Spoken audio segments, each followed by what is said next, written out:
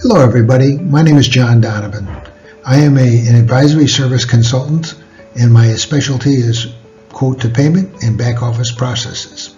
I hope you will enjoy today's presentation and look forward to your commentary should you have any suggestions on how I can give you more information to help improve your operational efficiency. Now today's learning objectives are going to give you a high-level overview of EDI and API.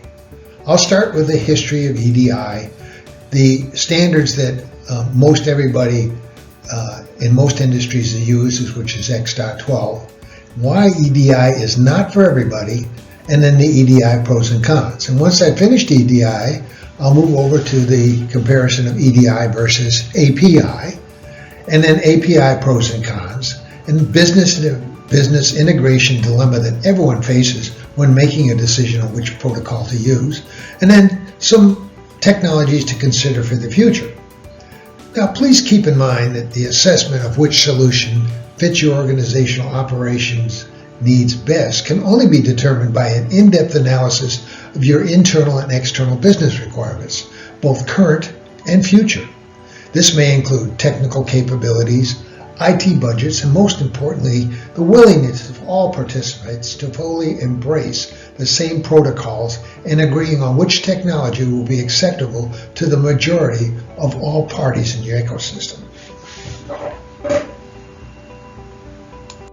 So first, I'm going to introduce you to the two standards.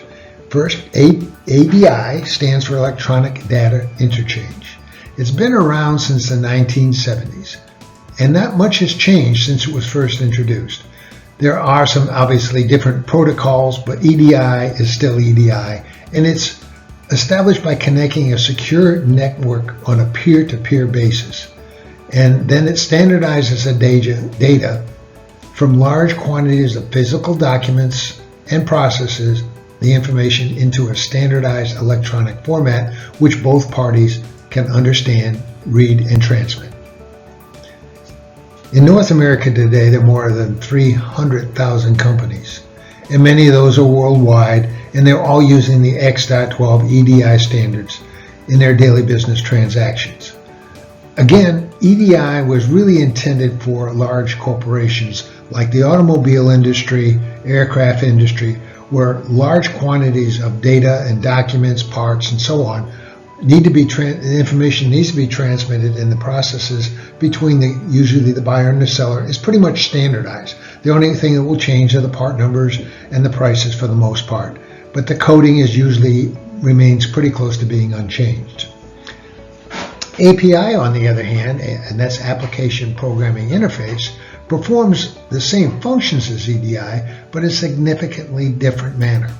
While EDI establishes a connection between two parties, the API is web-based protocol and allows for different systems to communicate with each other using cloud-based technology, which is much more user-friendly and doesn't rely on high volumes to justify the expense of installing it and maintaining it.